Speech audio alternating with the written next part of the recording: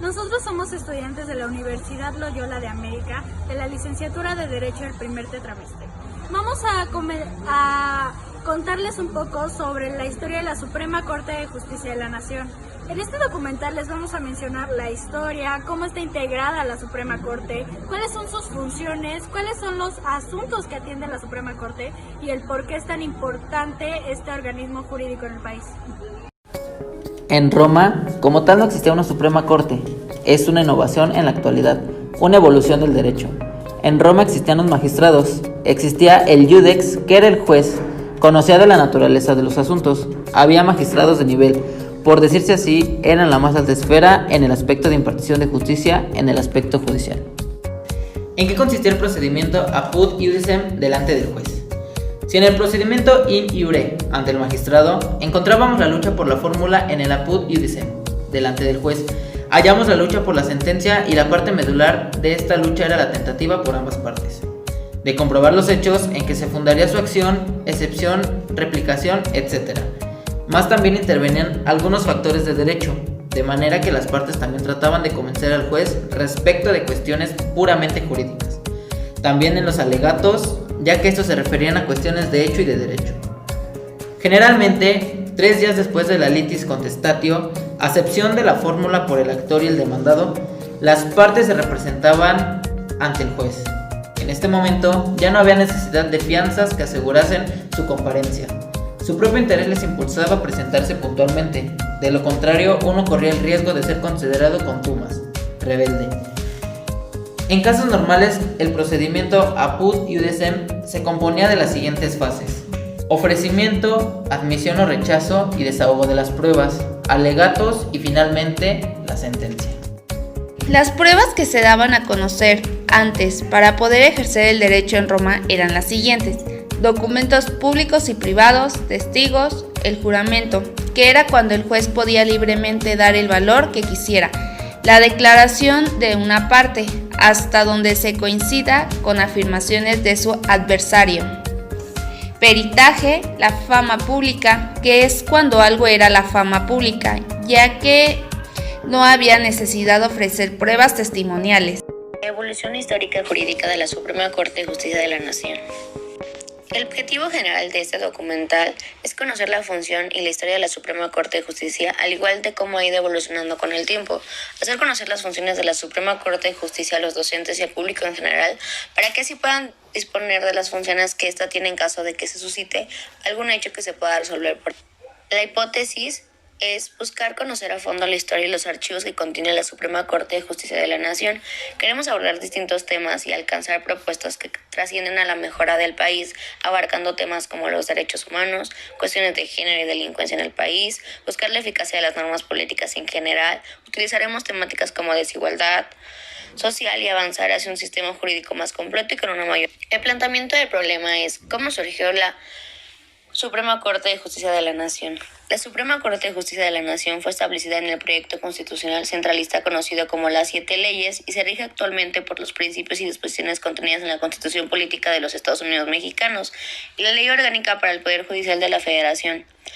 La Suprema Corte entró en función en conjunto con el proyecto de ley que la designó en marzo de 1820. Uno de los antecedentes es el Supremo Tribunal de Justicia para la América Mexicana. Fue el primer tribunal supremo que intentó tener México como nación independiente y fue organizado por José María Morelos en el Decreto Constitucional para la Libertad de América Mexicana de 22 de octubre de 1800. Este tribunal trabajó en 1815 en varias ciudades de la Nueva España, siendo instalado en Ario, municipio de Michoacán.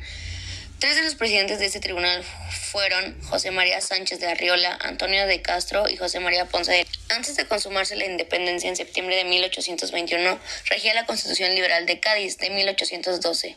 Las audiencias territoriales de Nueva España y de Nueva Galicia continuaron trabajando con varios magistrados de carrera de origen mexicano e iberoamericano, como Juan José Flores Alatorre, José María Rosas y Mullive, Manuel de la Peña y Peña, el venezolano parte de la Gran Colombia, José Domingo Ruz y Ortega, o al chileno Manuel Elizalde. Los españoles marcharon en su patria, pues el plan de igualdad del 24 de 1821 había previsto.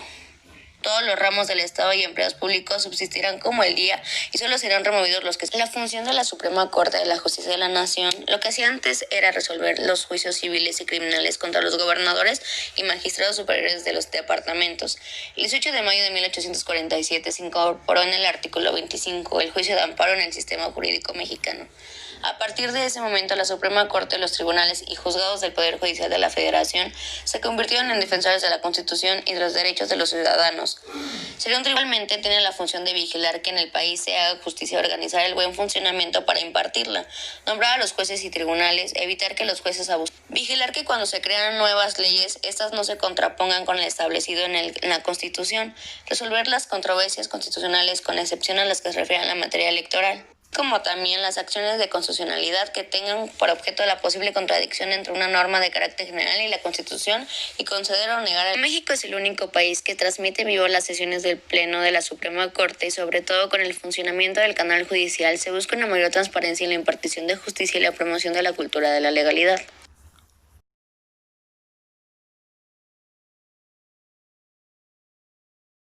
Ignacio López Rayón redactó en 1812 los elementos constitucionales en los que consignó la división tripartita del poder. El artículo 44 del derecho previo la creación del Supremo Tribunal de Justicia, que estableció el 7 de marzo de 1815 en Ario, Independencia de Valladolid, hoy Estado de Michoacán. La estancia del Supremo Tribunal en Ario fue breve debido a los ataques realistas. El 28 de diciembre de 1823, el Congreso mexicano elaboró el proyecto de acta constitutiva de la Federación. Ahí se usó por primera vez la denominación Corte Suprema de Justicia.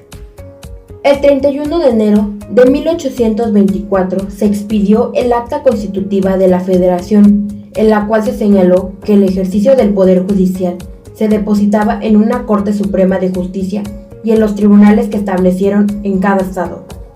El 4 de octubre de 1824, Guadalupe Victoria, primer presidente de la República Mexicana, promulgó la Constitución Federal de los Estados Unidos Mexicanos. El Poder Judicial residiría en una Corte Suprema de Justicia, tribunales de circuito y en juzgados de distrito. El 23 de diciembre de 1824 se designó a los ministros. El Alto Tribunal de la Nación quedó instalado el 15 de marzo de 1825 en el antiguo despacho de la Real Audiencia. En México, el Palacio Nacional. Desde el primer día, los ministros observaron en la resolución de las controversias tres principios fundamentales: igualdad ante la ley, separación de poderes y la supremacía de la Constitución. Para ser electo ministro de la Suprema Corte, había que estar instruido en la ciencia del derecho, tener 35 años cumplidos, ser natural y ciudadano de la República. En el siglo XIX se sentaron las bases de los sistemas políticos y legales del país. Tras la independencia, durante la época centralista, rigieron dos ordenamientos constitucionales. El primero, llamado las 7 leyes o bases y leyes. ¿Qué hacía la Suprema Corte de Justicia en ese entonces? Pues esta resolvía juicios civiles y criminales contra los gobernadores y magistrados superiores de los departamentos. El segundo ordenamiento constitucional centralista fue promulgado el 12 de junio de 1843, Bases de Organización Política de la República Mexicana. En 1843, el país se conformaba en departamentos y no en estados. Las bases establecieron que el Poder Judicial se depositaba en la Suprema Corte de Justicia, los tribunales superiores de los departamentos y los juzgados inferiores de los departamentos. El 22 de agosto de 1846 se restableció el régimen federal. Este dispuso que se administraba gratuitamente la justicia por los decretos del 2 de septiembre y el 14 de octubre de 1846. La Suprema Corte ejerció las funciones que le habían conferido la Constitución de 1824, vigente desde el 5 de abril de 1847. Díaz hizo frente a la organización del Poder Judicial con base en los objetivos primordiales de su gobierno, la planificación y el progreso del país. La reforma de 1900 disponía que el fiscal y el procurador general de la nación ya no pertenecerían a la Suprema Corte de Justicia y formarían parte del Poder Ejecutivo. Además, en 1981 se reanudó la publicación del Semanario Judicial de la Federación, cumpliendo una importante misión en la difusión de la jurisprudencia de la Suprema Corte. En cuanto a la integración del Alto Tribunal, la Ley Orgánica del Poder Judicial Federal de 1908 dispuso que estaría compuesto por 15 ministros y que las sesiones se realizarían en un tribunal pleno y con 3 salas. La primera sala contaba con 5 ministros, las otras 2 con 3 ministros en cada una. Los ministros que no integraban sala debían suplir a aquellos que se encontraban ausentes. Durante el gobierno de Francisco I. Madero, la Suprema Corte fue objeto de críticas por su funcionamiento y organización. En ese sentido, Madero desconoció la elección de ministros de 1910 en el Plan de San Luis. Por tal motivo, el 26 de marzo de 1913, Venustiano Carranza proclamó el Plan de Guadalupe. El movimiento revolucionario era inconcebible ante esta situación. La Suprema Corte se vio obligada a cerrar sus puertas el 25 de agosto de 1914. Congreso Constituyente de 1916 cimentó los principios de la administración de justicia, así como la consolidación y la transformación del Poder Judicial de la Federación. En ese contexto, el 5 de febrero de 1917 se publicó la Constitución Política de los Estados Unidos Mexicanos, en donde los ámbitos políticos y sociales del país habían tenido un antes y un después, y a nivel mundial fue la primera constitución del siglo XX que plasmó los derechos sociales. Las bases de las atribuciones otorgadas al Alto Tribunal en la Carta Magna se desarrollaron después, al promulgarse el 2 de noviembre la Ley Orgánica del Poder Judicial de la Federación. El 14 de septiembre de 1921 se llevó a cabo el primer Congreso Jurídico Nacional en el que se discutieron y propusieron temas relativos a las reformas constitucionales. El 2 de junio de 1941 fue inaugurada la actual Suprema Corte de Justicia de la Nación, siendo ministro presidente Salvador Urbina. La reforma de 1951 consistió en distribuir las facultades de la Suprema Corte de Justicia de la Nación a fin de desahogar la gran cantidad de asuntos en materia de amparo que se habían concentrado, y para esto se establecieron los tribunales colegiados de circuito. Durante la década de los 90, con el motivo de la reforma del 31 de diciembre de 1994, la Suprema Corte tuvo cambios relevantes en su estructura. Se redujo el número de ministros de 26 a 11 y el número de salas a 2. A partir de esta reforma, la Suprema Corte se convirtió en Tribunal Constitucional, además de conocer las violaciones de las garantías individuales y de dar un impulso a la reconfiguración de las controversias constitucionales. Se introdujo la acción de constitucionalidad. De esta forma, la Suprema Corte de Justicia de la Nación reafirmó su función como último intérprete de la Constitución. En 1998, los archivos judiciales foráneos se convirtieron en las casas de la cultura jurídica. La Suprema Corte de Justicia resguarda 750 kilómetros de archivos judiciales y 195,000 ordenamientos, así como 18,000 tomas de publicaciones oficiales y casi 1,5 millones de documentos, todos ellos tesoros de la historia judicial de México. México es el único país que transmite en vivo las sesiones del Pleno de la Suprema Corte, y sobre todo con el funcionamiento del canal judicial se busca una mayor transparencia en la impartición de justicia y la promoción de la cultura de la legalidad entre la población, así como la promoción y la defensa de los derechos humanos. En 2008, la reforma en materia penal implementó los juicios orales. La primera reforma relativa al juicio de amparo amplió su alcance protector al conocer de violaciones a los derechos humanos reconocidos en los tratados internacionales. La segunda reforma constitucional fue en materia de derechos humanos. Introdujo en la Carta Magna la protección y la garantía de los derechos humanos, confiriendo en esto y en los tratados internacionales. En la República, los 3 poderes de la Unión tienen igual de peso e importancia. La sala de audiencias del Pleno del Alto Tribunal es el corazón de la Suprema Corte de Justicia de la Nación.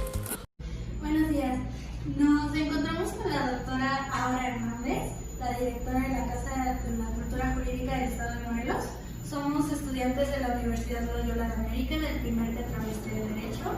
Bueno, doctora, muchísimas gracias por este tiempo que nos está regalando para poder conocer un poco más sobre esta casa. Muchas gracias a ustedes por el interés en el trabajo que realizan. Bueno, ¿nos podría decir un poco de cuál es su puesto y cuáles son sus funciones aquí en la Casa de la Cultura? Soy directora de la Casa de la Cultura Jurídica y bueno, mis funciones son cumplir con la línea que nos mandata la Suprema Corte en el sentido de acercar el conocimiento de las funciones del Poder Judicial de la Federación a la ciudadanía y también coadyuvar de alguna manera en la impartición de justicia, porque nosotros incidimos en la capacitación de juzgadores, de litigantes, de profesores. Entonces yo creo que eso eleva de alguna manera la calidad del litigio en el país y por tanto la calidad de la justicia que reciben las personas en este país. ¿Nos podría comentar qué es lo que conoce usted sobre la Suprema Corte? O sea, ¿cuáles son sus funciones y por qué está ahí y por qué es tan importante? Bueno, la Suprema Corte es la cabeza de uno de los tres poderes de la Unión. Esto es del Poder Judicial de la Federación. La Suprema Corte se integra por 11 ministros. Esos 11 ministros también integran las salas. Hay dos salas en la Suprema Corte, la primera sala y la segunda sala, y cada una de esas salas tiene una presidencia. Y las dos salas, con todos sus integrantes, integran el Pleno de la Suprema Corte, el cual preside el presidente que actualmente es el ministro Arturo Saldívar Rielo de la Rea. Las salas son especializadas. Las salas hay en materia laboral, en materia administrativa, y la otra es la sala penal y civil, que también hace mucho trabajo en materia de derechos humanos. ¿Nos podría comentar un poco cómo ha sido su experiencia trabajando con la Suprema Corte? Bueno, pues mi experiencia ha sido muy grata. Yo llegué aquí hace varios años y bueno, la mayor satisfacción que hemos tenido es percibir la transformación, si se quiere, muy tal vez no tan abierto, no tan visible a primera vista, pero sí hay una transformación de los operadores de justicia, sobre todo creo que desde que la casa se funda en el 1998, los operadores de justicia tienen y hacen uso mucho más de la jurisprudencia de la Suprema Corte, comprenden más las funciones de la Suprema Corte y del Poder Judicial en general, y también conocen los beneficios o la maravilla que es el amparo mexicano, que además es un ejemplo para el mundo. Entonces, ese ha sido el trabajo que hemos nosotros contribuido de alguna manera que eso se conozca un poco más. Y por otro lado, también la experiencia del trabajo que hemos hecho con niñas, niños, adolescentes, y también el trabajo de alguna manera académico que hemos realizado en la organización de archivos y la promoción del conocimiento de nuestros expedientes y el estudio sobre la memoria histórica, en este caso sobre el sistema de justicia, a través de la conservación y promoción de los archivos judiciales. ¿Nos podría decir cuál ha sido su experiencia con la cercanía hacia los ministros de la Suprema Corte? ¿Qué es lo que le han dejado? Bueno, pues aprender que la Suprema Corte es un espacio plural, pero además es un cuerpo colegiado. Yo he tenido el privilegio, la suerte de conocer personalmente algunos de los ministros, pero creo que más que como persona, lo que me ha permitido conocer a los señores ministros es sus sentencias. Podemos o no estar de acuerdo con una sentencia en la Suprema Corte, pero ese trabajo le toca a las casas de la cultura jurídica es darnos cuenta que detrás de una sentencia hay estudio, hay compromiso y bueno, obviamente los señores ministros juzgan con lo que son. O sea, hay ministros, hay quienes llaman, hay un ala conservadora, hay un ala progresista, hay un ala liberal. Entonces, bueno, los ministros son así, pero se supone que son las mejores personas que ejercen el derecho en este país y por eso están ahí y por eso es que les exigimos que impartan justicia a ese nivel. Bueno, y por último, ¿qué es lo que usted nos recomendaría a nosotros que somos estudiantes de Derecho para poder ejercer mejor esta carrera en un futuro? ¿Qué es lo que usted nos recomienda desde su experiencia? Ok, bueno, pues yo les recomendaría que lean mucho, que no lean solo derecho, porque una de las cosas que yo he notado aquí es que en un campo de abogados creemos que el mundo empieza y termina con el derecho, pero yo soy partidaria de la formación multidisciplinaria, o sea, un abogado que sabe de literatura, un abogado que sabe de historia del mundo, que conoce la historia de su país, un abogado que conoce las costumbres y las tradiciones de los pueblos indígenas, de las personas indígenas, un abogado que es sensible a la individualización, no sé qué palabra, a cada una de las manifestaciones de las personas, por ejemplo, en situación de vulnerabilidad, por ejemplo, conocer un poco, no solamente de la perspectiva legal, cómo se organizan, por ejemplo, las comunidades de personas que tienen una discapacidad auditiva, por ejemplo. Los abogados normalmente conocen cómo se maneja una comunidad que tiene problemas de audición, sabe que tiene que hacer una familia, eso no nos lo enseñan, pero en la escuela normalmente, porque en la escuela nos forman, conocemos el sistema jurídico, pero la otra parte, el desarrollo de la sensibilidad hacia el grupo de situación de vulnerabilidad, creo que se aprende leyendo de todo. Entonces, yo lo que les recomendaría es que no solamente estudien derecho, que también estudien otras disciplinas para complementar el conocimiento del país al que le servimos, porque los abogados tienen en sus manos el bien más preciado, que es la justicia. Entonces, yo creo que tenemos que tener y ver por una formación integral de las personas estudiantes. Creo que es un muy buen concepto, la verdad, y más bien de usted.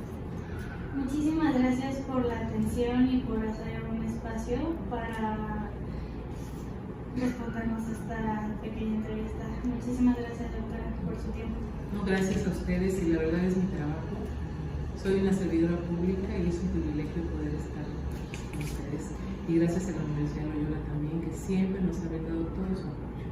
Muchísimas gracias. Gracias. La Suprema Corte de Justicia de la Nación es el máximo órgano judicial, tribunal, constitucional y cabecera del Poder Judicial Federal de México. Está conformada por 11 jueces o magistrados denominados ministros, de los cuales uno es designado como presidente por un periodo de 4 años. Son designados por la Cámara de Senadores a partir de una terna propuesta por el presidente de la República. Duran 15 años en el cargo y solo pueden volver a ocuparlo si anteriormente lo hicieron en calidad de interino. Su principal función es vigilar que la administración de justicia del país sea la adecuada, pronta, completa, gratuita e imparcial. Los requisitos para ser ministro de la Suprema Corte de Justicia son: 1. Ser ciudadano mexicano por nacimiento en pleno ejercicio de sus derechos políticos y civiles. 2. Tener cuando menos 35 años cumplidos el día de la designación. 3.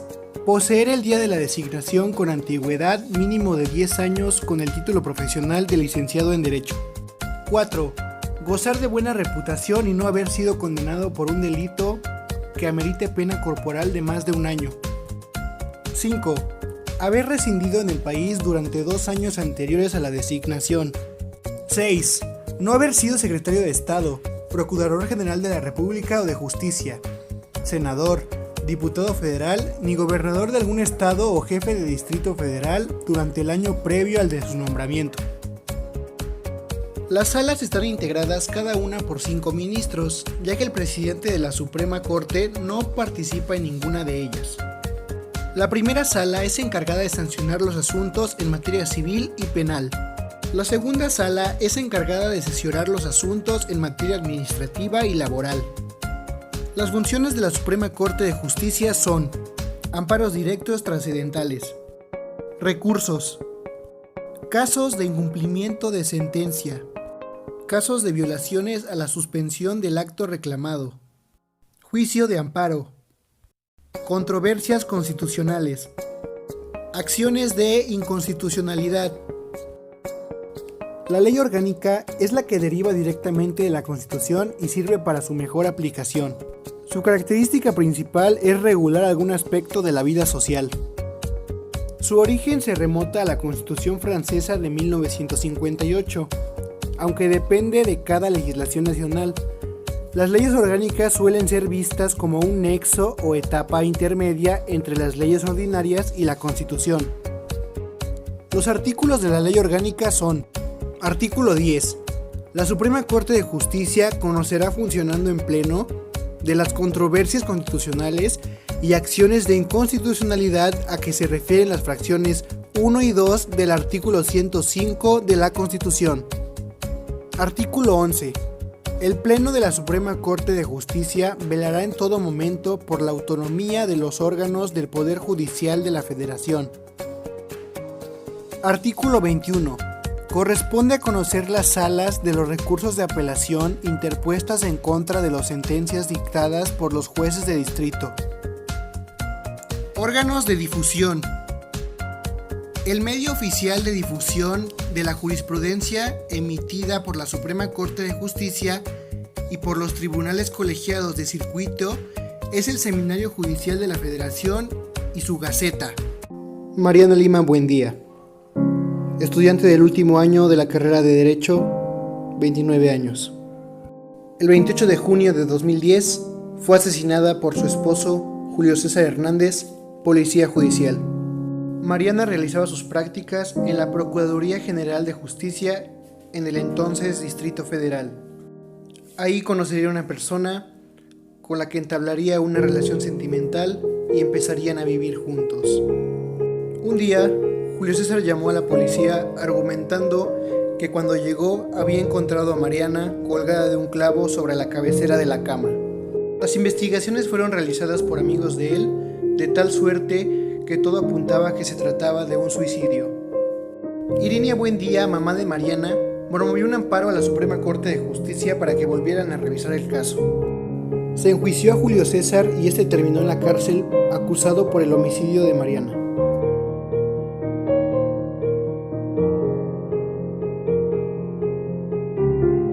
En septiembre de 2013, la Suprema Corte de Justicia decide atender el caso de Mariana en el expediente 554-2013. A partir de este caso empezaron a tomarse los casos de violencia contra las mujeres, lo que hoy se le conoce como crímenes pasionales y o feminicidios.